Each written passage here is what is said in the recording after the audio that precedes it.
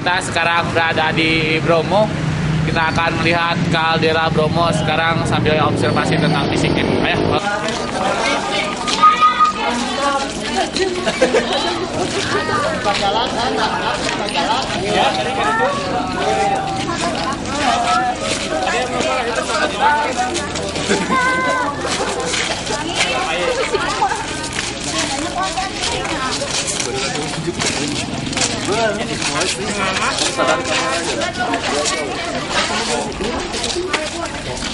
Mana kelas yang lain? Kelas B?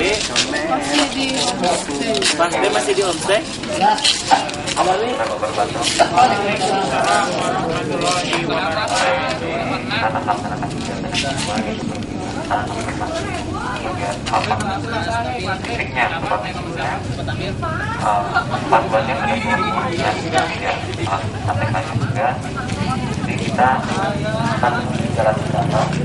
Adalah abiotiknya. Abiotik dalam artian apakah fisik dari penggunaan itu sendiri. Di halaman pertama di buku panduan ada, lihat itu ada petanya, cuma tidak terlalu jelas nama-namanya. Jadi mana yang dikatakan Bromo itu sendiri, kemudian gunung halaman 11 ya? Batok, kemudian dari Semerunya, dan mana, dan gunung Batur.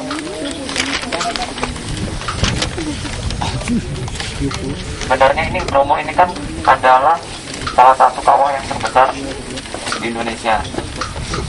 Nah nanti Anda besok mungkin bisa jalan ke sana, setelah ke arah kawah itu hanya sebagian kecil dari kawah yang ada. Kawah yang besar ini disebut apa? Ya, kaldera. Jadi kaldera yang terbesar bentukannya seperti ini. Berbeda dengan misalnya Galunggung. Galunggung kawah kecil, hanya beberapa ratus meter saja. Tapi kalau ini sudah mencakup lebih dari dua meter lebih. Panas Kita sekarang ada di bibir bibir merah. Kan bibir kaldera namanya kaldera Tengger. Tengger atau Tengger? Tengger. Karena ini kan ada ceritanya. Jadi ketika ini cerita beneran ya. Ketika ada masa Islaman Jawa gitu ya, oleh Wali, ada keturunan Majapahit yang terakhir itu tidak mau memeluk agama Islam dan melarikan ke sini, namanya Loro Antang dan Joko Seger. Kemudian mengungsi ke sini dan tidak punya anak, tapi dengan meminta kepada Tuhan Yang Maha Esa, katakan begitu, atau sang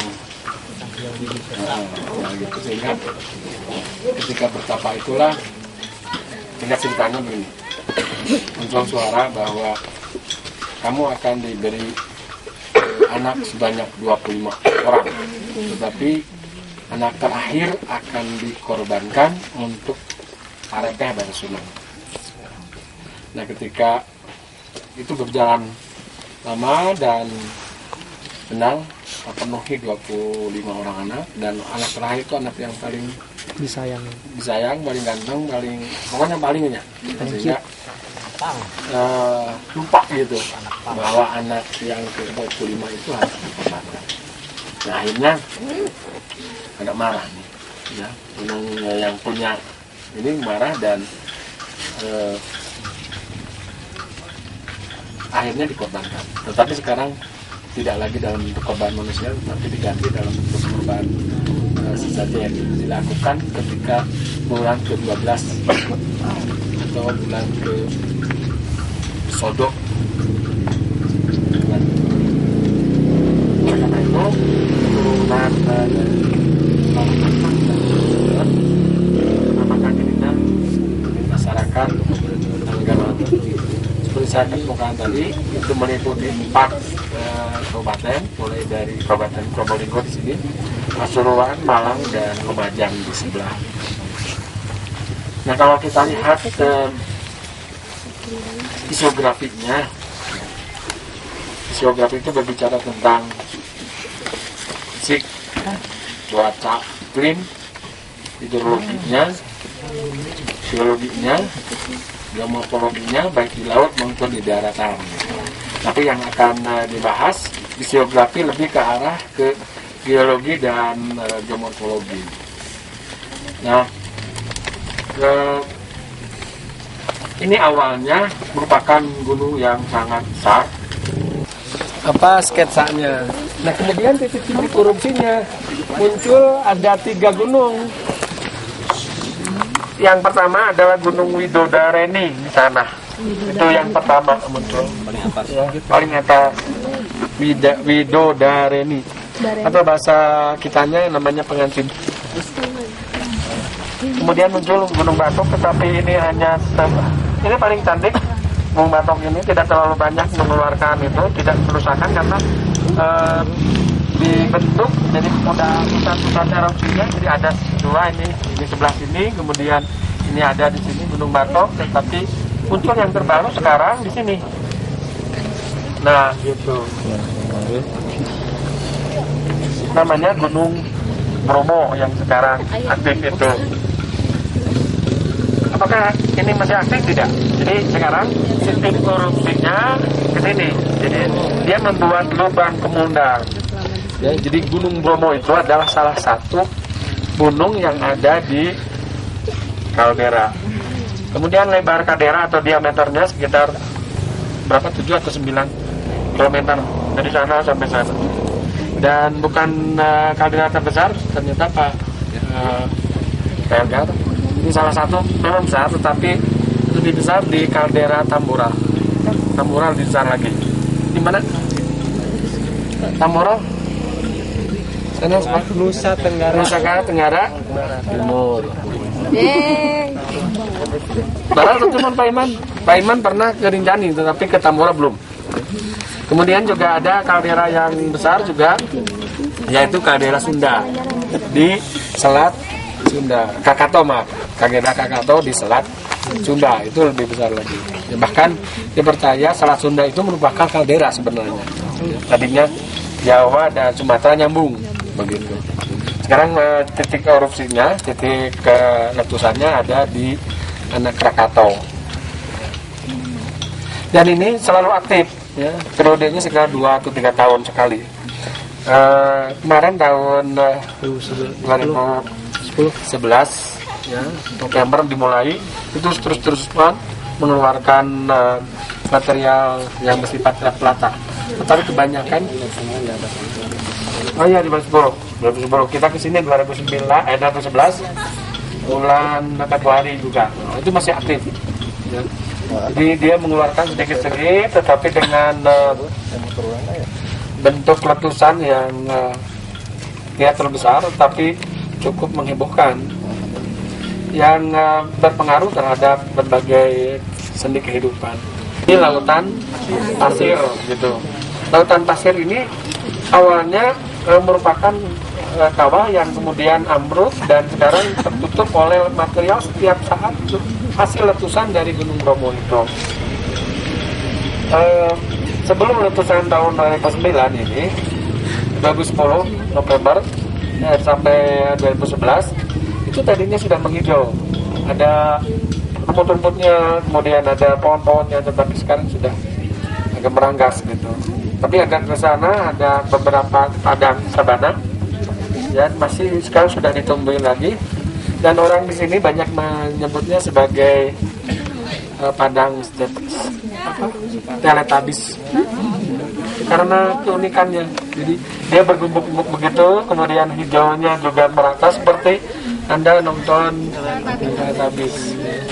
Besok mungkin ya, besok kita hanya akan mengamati pengamatan di penanjakan di bawah di sini, jalan kaki aja, jalan kaki. Kemudian berangkat sekitar jam 4 ya, Pak Iman, jam 4 atau setengah 4 sudah ada di sana. Nah, setelah jam 6 sudah terang, baru kita turun. Turunnya kalau mau yang ekstrim seperti bule tadi, itu lewat situ tuh, tebing gitu. Ada curam tapi ya. Kalau yang biasa dilalui jalan sampai ke sana naik itu ke situ tuh sampai di bibir itu bibir dan apa itu kawah Peter jadi Bromo di situ bisa keliling tapi tidak mungkin juga hanya cuma lihat-lihat aja bagaimana lubang kebunan hasil letusan tahun 2010-11 itu yang menganga dulu sudah agak tertutup sekarang lebih menganga lagi semacam cerobong asap gitu sekarang lagi istirahat dilihat dari sumber daya misalnya hasil letusannya menghasilkan yang paling banyak di sini pasir dan vulkanik dan itu merupakan bahan atau material untuk membentuk tanah sehingga tanah ini menjadi subur tapi memerlukan waktu yang lama tidak serta-merta setelah letusan kemudian terendapkan dan subur tidak kita lihat walaupun sekarang sudah banyak ditumbuhi oleh tanaman penduduk masih kelihatan lebih apa kurang subur lah. Saya ingin mengukur apakah ini tingkat keasaman yang tinggi atau tidak. Kemarin ketika kita ke sini itu sama sekali tidak ada orang menanam kentang, menanam kol, kubis, tidak sama sekali. Tidak tumbuh sama sekali. Bawang ya mungkin bisa bertahan tetapi kurang baik juga. Kadang-kadang ketika sudah ditanam, kemudian terjadi letusan dan materialnya menutupi itu mati. Ditanam lagi, mati lagi gitu. Kemarin tahun yang kemarin itu masa sulit bagi masyarakat sini. Relatif lebih mudah pembentukannya dibandingkan dengan Gunung Tenggarang ini. Gunung Tenggarang ini termasuk gunung yang masuk kategori gunung api tua karena ditandai dengan adanya alur-alur erosi. Alur-alur seperti Anda lihat itu di Gunung Batok itu alur-alur erosi yang itu dipahat oleh alam, yang bukan mahat oleh manusia. Apalagi bikin piramida, bukan ya. Ini oleh alam sendiri. Ini dibentuk oleh alam dan dikerjakan dengan fasilitas atau proses dan tenaga alamiah. Baranco, D A R A N C A O, Baranco. Nah, ini hasil penorehan oleh tenaga erosi yang berlangsung sangat lama, itu namanya Baranco. Dan Baranco itu terbentuk akibat penorehan dan memerlukan waktu yang relatif lama. Kita lihat bandingkan dengan ini hanya alur-alur kecil saja. Bandingkan lagi dengan yang di sebelah sana, itu kan itu selalu tertutupi oleh material baru dan kuat. Tidak pernah mengenang. Di sini tidak terjadi apa yang disebut dengan danau kawah.